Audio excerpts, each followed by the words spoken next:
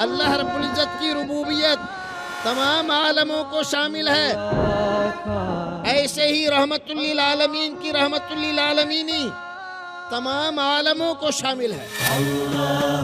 کوئی عالم رسول اکرم صلی اللہ علیہ وسلم کی رحمت سے خالی نہیں ہے۔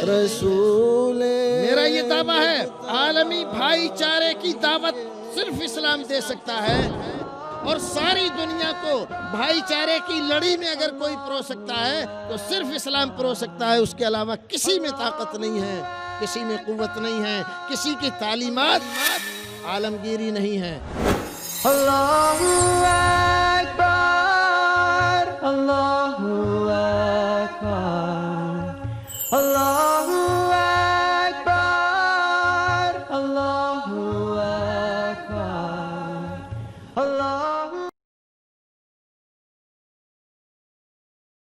معبودوں کی بنیاد پر، مسجدوں اور مندروں کی بنیاد پر، گرجا اور کلیسا کی بنیاد پر اور گرودوارے کی بنیاد پر، یہ سارے جھگڑے فضول ہیں۔ سب کا پیدا کرنے والا ایک، عبادت اسی کی کرو، جھگڑا ختم۔ رنگ و نسل کی بنیاد اسلام نے ختم کر دی۔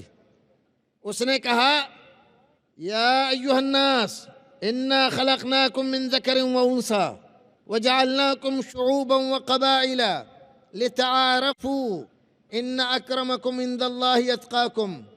کیا بات کہی ہے!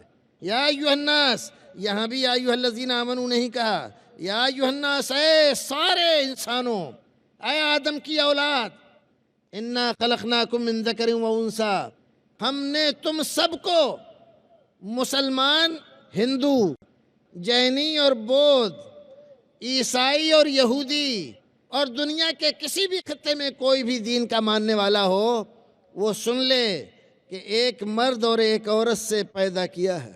وَجَعَلْنَاكُمْ شُعُوبًا وَقَبَائِلًا، یہ تمہاری برادریاں، تمہاری ذاتیں، تمہاری نسلیں، تمہارے رنگ کے فرق، یہ سارے کے سارے اس لیے نہیں ہیں کہ تم میں بعض اونچے ہیں اور بعض نیچے ہیں، بعض خدمت کے لیے اور بعض حکمرانی کے لیے پیدا کیے گئے ہیں، ایسی بات نہیں ہے۔ اللہ رب العزت نے کسی انسان کو پیدائشی طور پر ذلیل اور کسی کو عزت والا بنا کر نہیں بھیجا۔ یہ تفریقیں تمہاری اپنی نکالی ہوئی ہیں، بعض شاطر، بدماش اور تقریبی ذہن رکھنے والے لوگوں نے یہ تفریقیں نکالی ہیں، بعض کو اونچا اور بعض کو نیچا بنایا ہے، اللہ نے نہیں۔ لتعارفوا، اللہ رب العزت نے تو یہ رنگ و نسل کا، قبیلے اور برادریوں کا جو فرق رکھا ہے، اس لیے لتعارفوا، تاکہ تم ایک دوسرے کو پہچان سکو۔ عبداللہ، ایک سے زائد مجلس میں موجود ہیں جن کا نام عبداللہ ہے۔ اے عبداللہ، کوئی آدمی آواز دے رہا ہے، سب آواز دے رہے ہیں، ہاں پہچاننا مشکل ہے، تو کہہ رہے ہیں عبداللہ العربی، عربی عبداللہ، اجمی عبداللہ، قریشی عبداللہ، فارسی عبداللہ۔ یہ جو نسبتیں ہیں، ان ساری نسبتوں کو صرف تعارف کے لیے رکھا ہے، اونچ نیچ کے لیے نہیں۔ نبی اکرم صلی اللہ علیہ وسلم کے دربار کو دیکھو، ساری اس تفریق کو آپ نے اپنے عمل سے مٹا کر ختم کر دیا۔ ذرا غور کرو، سیرت رسول پر مکہ فتح ہو رہا ہے، وہ لوگ جو کسی زمانے میں مکہ سے مار مار کر نکالے گئے تھے، ان پر ظلم و ستم کی حد کر دی گئی تھی، مکہ میں فاتحانہ داخل ہو رہے۔ بلال، جن کو مکہ کی تپتی ہوئی ریت پر لٹال کر بڑی بڑی سلیں پتھر کی رکھ دی جاتی تھیں، اسی مکہ میں عمار، صہیب، بلال، سلمان جیسے لوگ فاتحانہ شان سے داخل ہو رہے۔ مکہ فتح ہو گیا، نماز کا وقت ہوا، رسول اکرم نے حکم دیا، بلال کہاں ہو؟ اللہ کے رسول، حاضر ہوں۔ جاؤ، چڑھ جاؤ خانہ کعبہ پر۔ خانہ کعبہ پہ چڑھ جاؤں حضور؟ ہاں، کس لیے؟ آج اللہ رب العزت کی وحدانیت کا اعلان کر دو۔ چڑھ گئے، کہاں؟ خانہ کعبہ پر۔ کون؟ بلال حبشی۔ بلال، کالے کلوٹے بلال، وہ بلال جو اسی مکے میں تختہ مشق بنائے جاتے تھے، جن کو بچے پکڑ کر گھسیٹا کرتے تھے، کھینچا کرتے تھے، آج اسلام کی دولت سے سرفراز ہونے کے بعد اتنے عزت والے ہو گئے کہ خانہ کعبہ پہ چڑھ گئے اور وہاں سے چڑھ کے اذان دے رہے ہیں۔ اللہ اکبر۔ جو نخوت پرست تھے، غرور و تکبر میں گرفتار تھے، ان لوگوں نے جب دیکھا کہ بلال اذان دے رہے ہیں اور خانہ کعبہ پہ چڑھ کر، ان میں سے بعض کہنے لگے ہائے ہم اس وقت تک کیوں زندہ رہے، کیوں نہیں مر گئے، پہلے مر جاتے تھے، یہ دن دیکھنا نصیب نہ ہوتا کہ ایک کالا کلوٹا آدمی کعبے پر چڑھ کے اذان دے رہا ہے۔ محمد کو کوئی عربی قریشی کوئی گورا آدمی نہیں ملا۔ رسول اکرم صلی اللہ علیہ وسلم کے پاس بہت سارے لوگ تھے، بڑے بڑے خاندانی، بڑے بڑے ناک والے لوگ موجود تھے، لیکن بلال کو چڑھوایا تھا۔ اور جب رسول اکرم صلی اللہ علیہ وسلم نے اپنی زندگی کی آخری جنگ کے لیے جھنڈا لپیٹ کر دیا اسامہ کے ہاتھ میں، اور ان کو رخصت کرنے کے لیے ساتھ ساتھ گئے مدینے کے باہر، وہ گھوڑے پر بیٹھے ہوئے ہیں اور رحمت للعالمین نیچے چل رہا ہے۔ انہوں نے کہا اللہ کے رسول یہ نہیں ہو سکتا، یا تو آپ بھی سوار ہو جائیں ورنہ میں اتر جاتا ہوں۔ کہا نہیں، نہ تم اترو گے نہ میں سوار ہوں گا، ایسے ہی چلنا ہے۔ کیوں؟ ابو بکر ساتھ تھے، عمر ساتھ تھے، عثمان ساتھ تھے، علی ساتھ تھے، بڑے بڑے قریشی اور بڑے بڑے مہاجر، بڑے بڑے انصار، سارے کے سارے لوگ تھے، اور ایک غلام زادے کو رسول اکرم صلی اللہ علیہ وسلم نے اس ساری فوج کا کمانڈر بنا کر اس کے ہاتھ میں جھنڈا دے دیا، جاؤ تم کمانڈر ہو۔ غلام زادے کے یہ مقام، یہ درجے، عمر و فاروق، عثمان غنی، علی مرتضیٰ، سعد سعید، زبیر جیسے لوگوں کا کمانڈر بن جائے، یہ دنیا کی کوئی اور طاقت، کوئی اور دین، کوئی اور دھرم پیش نہیں کر سکتا جو رسول اکرم نے پیش کیا ہے۔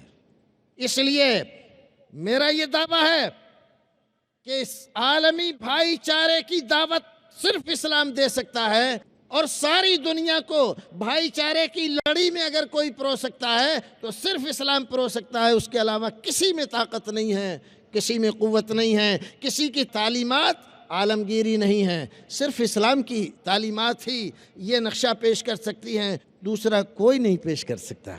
تو میں یہ کہہ رہا تھا کہ اسلام عالمی بھائی چارے کا داعی ہے۔ رسول اکرم کی خدمت میں یہ سلمان ہیں کہاں کے؟ فارس کے۔ یہ بلال ہیں کہاں کے؟ حبشہ کے۔ یہ صہیب ہیں کہاں کے؟ روم کے۔ اور یہ مدام ہیں کہاں کے؟ سوڈان کے۔ اور عرب کے مختلف علاقوں اور قبیلوں کے لوگ ہیں، اور سارے ایک ہی محفل میں بیٹھے ہوئے ہیں، بھائی بھائی، وَكُونُوا عِبَادَ اللَّهِ إِخْوَانًا، سارے کے سارے اللہ کی رسی کو مضبوطی سے پکڑ لو اور سارے مل کر بھائی بھائی بن جاؤ۔ امریکی اور افریقی کو، ہندوستانی اور ترکی کو صرف اسلام بھائی چارے کی لڑی میں پرو سکتا ہے، باقی کوئی نہیں۔ جو لوگ اپنے علاقے کے لوگوں کو ایک لڑی میں نہ پرو سکیں، وہ ساری دنیا کو پرونے کی تو بات ہی نہیں کر سکتے۔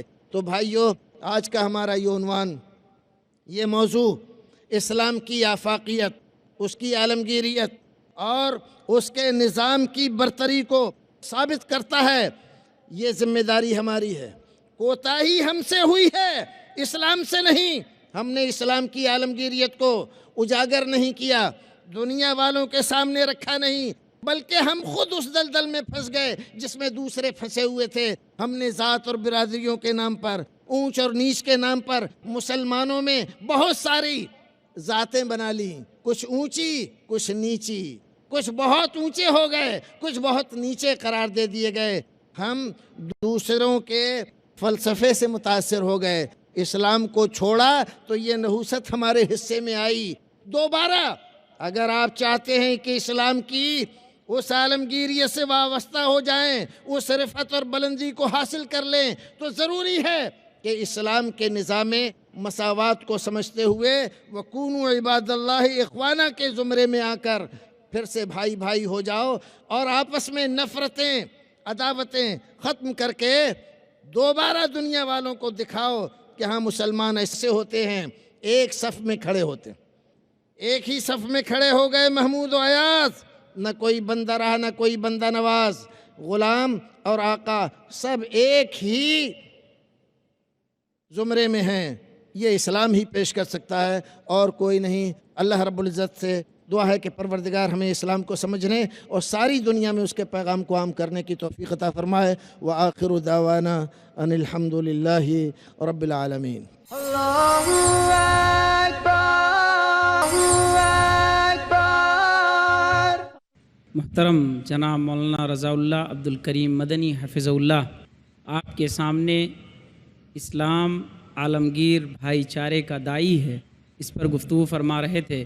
مولانا محترم، آپ سے کچھ سوالات لوگوں کے ہیں، میں سمجھتا ہوں کہ آپ ان کے جوابات دے کر لوگوں کو مزید مطمئن کر سکتے ہیں۔ آپ کی خدمت میں محمد نسیم ملک جو پیشے سے تاجر ہیں، وہ لکھتے ہیں کہ موسیٰ علیہ السلام کسی دوسری قوم کے پاس تبلیغ کرنے نہیں گئے، تو آپ نے فرعون کو جو تبلیغ کی کیا وہ بنو اسرائیل میں سے تھا؟ حضرت موسیٰ علیہ السلام کو فرعون کی طرف بھیجا گیا۔ اذهب الى فرعون انه طغى فقل هل لك الى ان تزكى۔ حضرت موسیٰ علیہ السلام کو فرعون کی طرف بھیجا گیا کہ جائیے اس کو سمجھائیے، ایک رب کی تبلیغ اس کو کیجیے۔ لیکن اصل مقصد حضرت موسیٰ علیہ السلام کا ان کی زندگی کی ساری سیرت کے پڑھنے سے ہمیں یہ ملتا ہے۔ مطالبہ کیا کہ بنی اسرائیل کو میرے ساتھ بھیج دو، فرعون نے منع کر دیا۔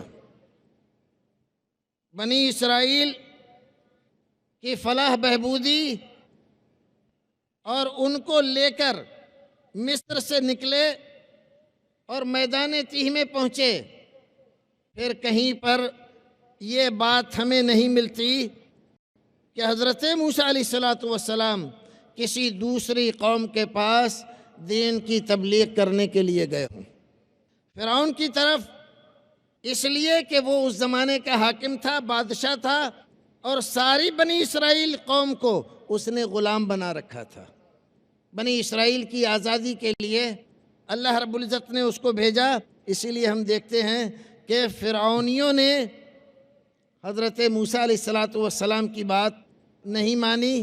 ایک دو آدمی کا تذکرہ ہمیں ملتا ہے قرآن سے، سنت سے۔ حضرت موسیٰ علیہ السلام کو ایک فرعونی آتا ہے خبر دینے کے لیے اور کہتا ہے کہ آپ کے خلاف ایسی ایسی سازش ہو رہی ہے۔ یہ آدمی فرعونی قوم کا تھا، قبطی تھا۔ یہ ساری شہادتیں جو آپ کے علم میں ہیں، جو میں نے بتائیں، جو قرآن فراہم کرتا ہے، یہ ساری شہادتیں ہماری شہادتیں ہیں اسلام کی، قرآن کی۔ لیکن جو شہادت ان کی کتاب فراہم کرتی ہے، جس کا میں نے حوالہ دیا کہ توریت میں لکھا ہوا ہے حضرت موسیٰ علیہ السلام پر جو کتابیں اتریں، جو ان کی جانب منسوب ہیں، کتاب الاستثناء جو 5ویں کتاب ہے ان کی کتابوں میں، اس میں لکھا ہے کہ ہمیں یعقوب کی میراث، موسیٰ ہمارے پاس یعقوب کی میراث لے کر آئے اور وہ دے کر گئے۔ یہ بنی اسرائیل ہی کے لیے تھا۔ ان کی کتاب جو ظاہر کر رہی ہے اس میں کہیں یہ تذکرہ نہیں ہے کہ کسی اور کے لیے وہ نبی بن کر آئے تھے۔ تو یہ شہادت کہ وہ فرعون کے پاس گئے، اس کو ایمان کی دعوت دی، یا قبطیوں میں سے 2-4 لوگ مسلمان ہو گئے، یہ شہادتیں قرآن کی ہیں، اسلام کی شہادتیں ہیں۔ باقی ان کی کتاب جو ظاہر کر رہی ہے وہ یہی ظاہر کر رہی ہے کہ وہ بنی اسرائیل کے لیے آئے تھے۔ میرا خیال ہے کہ بات سمجھ میں آئی ہوگی۔ جزاکم اللہ۔ ابو الحسن صاحب ہیں، وہ پوچھتے ہیں کہ اسلام مذہب کے نام پر انسانوں کو بانٹتا ہے، پھر اسلام کیسے عالمگیر بھائی چارے کا دائی ہے؟ یہ ہماری غلط فہمی ہے کہ ہم اگر ایسا سمجھتے ہیں، اسلام کو آپ سمجھتے ہیں کہ رسول اکرم لے کر آئے تھے اور اس سے پہلے اس کا کوئی وجود نہیں تھا، اس لیے آپ کے ذہن میں یہ بات شاید پیدا ہوئی۔ قرآن، اسلام اس بات کو کہتا ہے کہ حضرت آدم علیہ السلام اسلام کے پہلے نبی تھے۔ محمد الرسول اللہ تک نبیوں اور رسولوں کا سلسلہ جاری رہا، اسلام کی وہاں سے ابتدا ہوئی اور آپ کے اوپر اسلام کی انتہا اور یہاں پر اس کی تکمیل ہو گئی۔ ساری انسانیت کے لیے اسلام آیا ہے اور اسی اسلام کی سب سے مکمل شکل وہ ہے جو محمد رسول اللہ نے دنیا کے سامنے پیش کی ہے۔ اب اگر اس سے کچھ لوگ الگ ہو جائیں، مان لیجئے عیسائی، یہودی، ہندو، جینی، بودھ، اور آپ ان کے مقابلے میں اسلام کو لا کر یہ کہیں کہ یہ اسلام بھائی چارے کی یا عالمی بھائی چارے کی دعوت نہیں دیتا ہے، تو آپ خلط مبحث کر رہے ہیں۔ اسلام تو دعوت دے رہا ہے۔ بھائی اپنے جو گھروندے آپ نے بنائے ہیں چھوٹے چھوٹے، علاقے کی بنیاد پر، کسی شخصیت کی بنیاد پر، اس سے آپ نکلیے، یہاں آ کر جڑیے اسلام میں جو ساری دنیا کے لیے آیا ہے۔ ہم تو آپ کو بتلا رہے ہیں کہ اسلام یہ دعوت دے رہا کہ ایک ماں ایک باپ سے آپ کو پیدا کیا ہے ایک رب نے، ساری ضرورتیں آپ کی پوری وہ کرتا ہے۔ جب ساری ضرورتیں وہ پوری کرتا ہے تو عبادت کا وہی مستحق ہے، اور جب اس نے آپ کو سارے انسانوں کو ایک ماں باپ سے پیدا کیا ہے تو آپ سارے کے سارے بھائی ہیں۔ تو اسلام ہی تو دعوت دے رہا ہے بھائی چارے کی عالمی۔ اس میں اختلاف کدھر نظر آ رہا ہے؟ اگر اس میں آپ کو کوئی ڈفیکلٹی نظر آ رہی ہے تو آپ کے ذہن کی وجہ سے، ورنہ اسلامی تعلیمات سے اس میں کوئی تضاد نہیں ہے۔ شکریہ، جزاکم اللہ۔ ارسلان خان جو ابھی اسٹوڈنٹ ہیں وہ لکھتے ہیں کہ شریعت نے شادی کے موقع پر حسب و نسب دیکھنے کی بات کہی ہے۔ اگر اسلام عالمی بھائی چارے کا دائی ہے تو یہ حسب و نسب چے معنی دارد؟ حسب و نسب کا معنی کیا ہے؟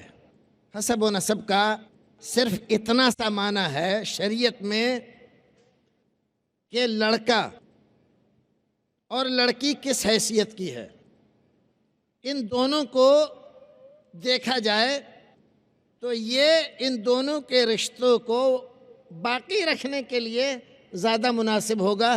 حسب و نسب کا معنی ذاتیں، برادریاں، نیچ اور اونچ ہرگز نہیں ہیں۔ اگر ایسا ہوتا تو آپ ذرا دیکھیے، رسول اکرم صلی اللہ علیہ وسلم نے اپنی پھوپھی زاد بہن زینب، ان کا نکاح کس سے کیا؟ ایک غلام زادے سے، ایک قرشیہ اعلیٰ خاندان کی خاتون۔ حسب و نسب کے اعتبار سے بھی، حسن و جمال کے اعتبار سے بھی کس سے بہائی آپ نے؟ ایک غلام۔ اسلام نے کہاں دیکھا جو آپ دیکھ رہے ہیں؟ آپ تو یہاں پر دوسروں کے دکھانے سے ایسا دیکھ رہے ہیں، اسلام نے ایسا نہیں دکھایا۔ حضرت بلال رضی اللہ تعالیٰ عنہ جب مدینے میں یہ کہا کہ میں شادی کرنا چاہتا ہوں، کوئی مجھے اپنی لڑکی دے گا؟ ہم جانتے ہیں نا کہ بلال حبشی تھے، ہم جانتے ہیں نا کہ کالے تھے، کیا ان کو لڑکی ملی یا نہیں ملی؟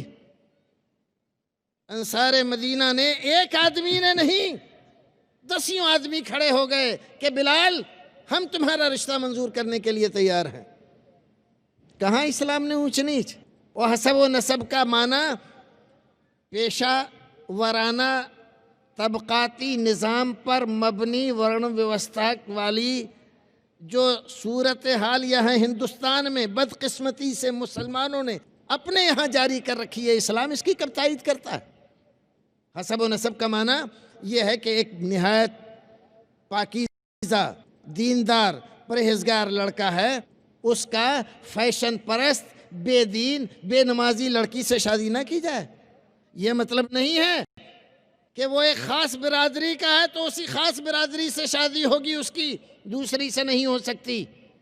اسلام نے تو ایسی کوئی پابندی نہیں لگائی اور نہ اس کو پیشے سے جوڑا ہے۔ پیشے سارے کے سارے اگر وہ حلال ہیں اسلام کی نظر میں، سب محمود ہیں، کوئی برا نہیں ہے۔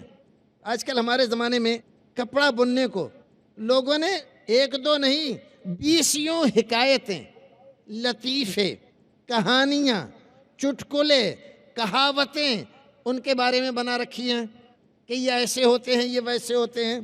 میں پوچھتا ہوں، حضرت آدم علیہ السلام جب دنیا میں آئے تھے، تاریخ سے ہمیں تذکرہ ملتا ہے کہ انہوں نے سب سے پہلے کپڑا بنا۔ وہ کیا تھے؟ تاریخ ہمیں بتاتی ہے حضرت ابوبکر صدیق رضی اللہ تعالیٰ عنہ کے کپڑا بننے کے کارخانے مدینے کے باہر تھے، اور خود حضرت ابوبکر صدیق کپڑا بیچا کرتے تھے، بزاز تھے۔ کیا صحابہ کرام میں یہ ہمارے پیشہ کی بنیاد پر جو تفریق ہمارے یہاں موجود ہے، کوئی بتا سکتا ہے؟ رسول اکرم کے دور میں، اس زمانے کی معاشرت میں صحابہ کرام کو اس نام سے جانا جاتا ہو کہ یہ کپڑا بننے والے ہیں، یہ روئی دھلنے والے ہیں، یہ بال کاٹنے والے ہیں، یہ لوہار کا کام کرتے ہیں، یہ بڑھئی کا کام ہے؟ صحابہ کرام کے ساتھ ایسی کوئی نسبت ملتی ہے؟ افغانستان کو لے لو، میں ایک مثال دے کر آپ کو سمجھاتا ہوں۔ افغانستان میں جوتا کون بناتا ہے؟ ہندوستان سے جاتے ہیں کہ جوتے وہاں؟ وہی جو اپنے آپ کو خان اور افغان کہتے ہیں، وہی نا جوتا بناتے ہیں۔ کپڑا کون بنتا ہے وہاں پر؟ وہی لوگ نا جو خان اور افغان ہیں۔ وہاں روئی کون دھنتا ہے؟ وہاں صفائی کون کرتا ہے؟ صفائی کا کام جس کو ہمارے یہاں بھنگی کا کام کہتے ہیں، یہ کون کرتا ہے افغانستان میں؟ عرب میں کون کرتا تھا؟ رسول اکرم کے زمانے میں کون کرتا تھا؟ آپ نے کبھی غور کیا؟ آپ نے اپنے باپ دادا سے جو چیز سنی، یہاں کے ہندو معاشرت میں آپ نے آنکھیں کھولی، یہاں جیسا سسٹم دیکھا ویسا ہی آپ نے سمجھ لیا۔ ایک آدمی صفائی کا کام کرتا ہے، وہ آپ کی نظروں میں ذلیل ہے، اپنے وجود سے ذلیل ہے۔ آپ اس کو اپنے پاس نہیں بٹھاتے، اس کے ساتھ مل کر کھانا نہیں کھا سکتے، اس کے ساتھ بیٹھ نہیں سکتے۔ لیکن ایک دوسرا آدمی ہے جو اپنے آپ کو کسی اور ذات سے بتاتا، اونچی ذات کہی جاتی ہے، اس کے ساتھ آپ بیٹھ بھی جاتے ہیں، باتیں بھی کرتے ہیں، اس کو کھلاتے بھی ہیں، اس کو پلاتے بھی ہیں، کوئی عار بھی محسوس نہیں کرتے۔